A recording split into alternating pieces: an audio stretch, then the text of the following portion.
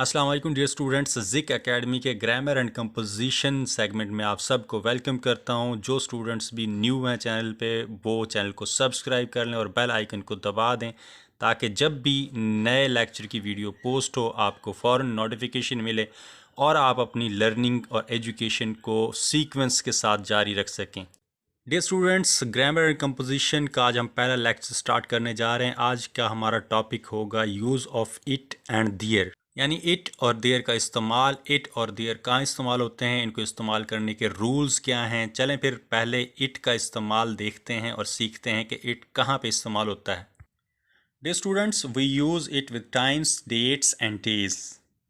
हम इट का इस्तेमाल वक़्त के साथ, तारीख़ के साथ और दिन के साथ करते हैं, यानी वक़्त बताने के लिए, तारीख़ बताने के लिए, दिन बताने के लिए। इट्स 2 o'clock यानी कि 2 बजे हैं। इट्स वेंसडे, आज बुध है। इट्स 22nd, आज 22 तारीख़ है। इट्स क्रिसमस डे, आज क्रिसमस का दिन है। We use it for weather and similar conditions.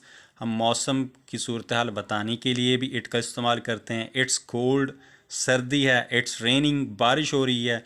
It's very warm today, आज बहुत ज़्यादा गर्मी है। इट्स गेटिंग डार्क, अंधेरा हो रहा है। It's too bright in here, यहाँ पे बहुत ज़्यादा रोशनी है। Dear students, we use it for distances as well. It's 3 miles to Lucy's house. Lucy का घर 3 मील के फासले पर है। We use it with people on the telephone or with people that we can't see, or when we point out people. Hello, it's me. Hello, ये मैं हूँ। It's the postman at the door. दरवाजे पर डाकिया है। Who's that woman over there? It's Elizabeth. वहाँ पे कौन औरत है? इट्स एलिज़ाबेथ, वो एलिज़ाबेथ है। द न्यू बॉस, नई बॉस। यानी जब हम टेलीफोन पे किसी को अपना तारुफ करवाते हैं तो इस्तेमाल करते हैं, किसी शख्स की जानिब इशारा करते हैं, किसी का यानी कि इंट्रोडक्शन करवाते हैं तो तब भी इट इस्तेमाल करते हैं, जिस तरह इट्स एलिज़ाबेथ। डियर स्टूडेंट्स, हम कुछ और चीज़ों का इजहार करने के लिए भी इट का इस्तेमाल करते हैं। We use it with some other expressions. It takes 2 hours to get to London. London पहुंचने में 2 घंटे लगते हैं। It looks as if we are going to be late. ऐसा लगता है कि हम लेट हो रहे हैं। It seems as though we might need some more money. ऐसा लगता है कि जैसे हमें कुछ और रकम की ज़रूरत पड़े। Dear students, we can also use it with passive reporting verbs. It is said that, ये कहा जाता है कि, यानी कि पैसिव वॉइस जो रिपोर्ट वर्ब्स करते हैं, पैसिव वॉइस में वर्ब जो रिपोर्ट करते हैं उनके पहले भी हम इट लगाते हैं। इट इज़ सेड दैट, ये कहा जाता है कि, इट इज़ बिलीव्ड दैट, ये माना जाता है कि, इट इज़ अंडरस्टूड दैट, ये समझा जाता है कि, इट इज़ थॉट दैट, ये सोचा जाता है, ख्याल किया जाता है कि, it must be noted that, इसको ज़रूर जहन में रखना चाहिए कि। डियर स्टूडेंट्स, ये था इट का इस्तेमाल। अब आगे हम देखते हैं देयर का इस्तेमाल। Dear students, English sentences must have a subject except for imperative sentences.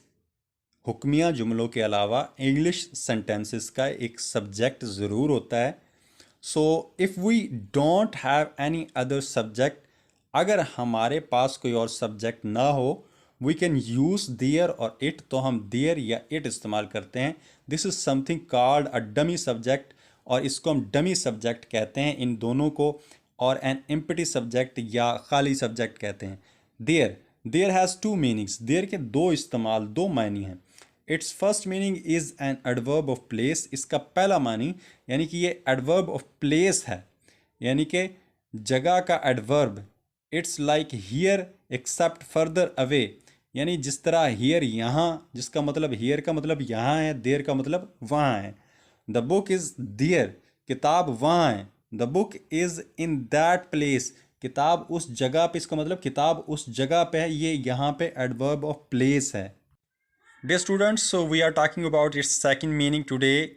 हम देयर के दूसरे मानी के बारे में बात कर रहे हैं। There can also be a pronoun that doesn't really have a meaning. There एक इसमें ज़मीर के तौर पर भी इस्तेमाल होता है जिसका हकीकत में कोई मायने नहीं होता, but it is used as a subject of a sentence when otherwise the sentence wouldn't have a clear subject. जब किसी सेंटेंस का, किसी जुमले का वाज़े कोई सब्जेक्ट मौजूद ना हो तो हम देयर को उसके सब्जेक्ट के तौर पर इस्तेमाल करते हैं। There is a book on the table, किताब मेज़ पर एक किताब है। A book is on the table, एक किताब मेज़ पर है। A book exist on the table, एक किताब मेज़ पर मौजूद है। किताब का वजूद यानी कि मेज़ पर मौजूद है तो उसके लिए कुछ सब्जेक्ट नहीं है, इसलिए हमने देयर को सब्जेक्ट के तौर पे इस्तेमाल किया। देयर का यहाँ कोई स्पेसिफिक कोई ख़ास मायने नहीं है, ना देयर को हम मायने में पढ़ेंगे।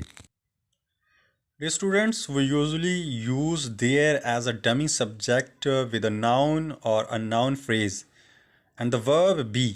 It's often used to introduce new information or say that something exists. We put what we really want to talk about after the verb. Dear students, हम देयर को किसी चीज़ की मौजूदगी के बारे में इस्तेमाल करते हैं, यानी कि किसी चीज़ का कहीं पे मौजूद होना, किसी चीज़ का कहीं पे वजूद होना, उसको उसका इंट्रोडक्शन करवाने के लिए हम देयर को इस्तेमाल करते हैं। There is the coffee shop next to the station, station के बिल्कुल साथ एक कॉफ़ी की दुकान है। There was a boy in the car, car के अंदर एक लड़का था। Students, we can use there with any tense of be including modal verb plus be. हम be के यानी be एक जो फॉर्म है जिसका मतलब होना है, उसके किसी भी टेंस के साथ हम there का इस्तेमाल कर सकते हैं। There was an old man in the restaurant. Restaurant में एक बूढ़ा आदमी था। There might be cake at the party. Cake पर पार्टी पर केक होगा। There's been an accident. वहाँ पे एक एक्सीडेंट हुआ। There wouldn't have been a problem if you had called me. यानी अगर आप मुझे बुला लेते तो कोई मसला पैदा ना होता।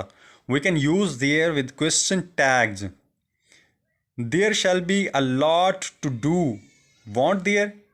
वहाँ बहुत कुछ करने के लिए था, क्या नहीं था? There isn't a cat in the garden. बाग में बिल्ली नहीं थी। इज़ देयर क्या वहाँ पे थी? तो ये क्वेश्चन टैग्स हैं जहाँ पे देयर का इस्तेमाल होता है। Students, there is often used with numbers और अमाउंट्स। देयर नंबर और अमाउंट्स के साथ भी इस्तेमाल होता है। There was plenty of food, वहाँ बहुत ज़्यादा खाना था या खुराक थी। There were 100 people at the party, party पे 100 लोग मौजूद थे। They can be used with an expression of quantity followed by to plus infinitive. यानी कि मुसद्दर जो infinitive है उसके to से पहले be यानी कि देर लगता है। There was lots to see. वहाँ बहुत कुछ था देखने के लिए। There was plenty to eat. खाने के लिए बहुत कुछ था। There was nothing to do. Dear students, ये था it और there का इस्तेमाल। उम्मीद करता हूँ कि आपको समझ आई होगी कि इट कहाँ इस्तेमाल होता है और देयर कहाँ इस्तेमाल होता है, और अब आप कभी नहीं भूलेंगे क्योंकि इंग्लिश में इट और देयर का इस्तेमाल बहुत ज़्यादा होता है। आज का ग्रामर एंड कंपोजिशन का ये फर्स्ट लेक्चर यहाँ पे इख्तिताम पजीर हुआ। नेक्स्ट लेक्चर के साथ फिर हाजिर होंगे, तब तक के लिए अल्लाह हाफिज़।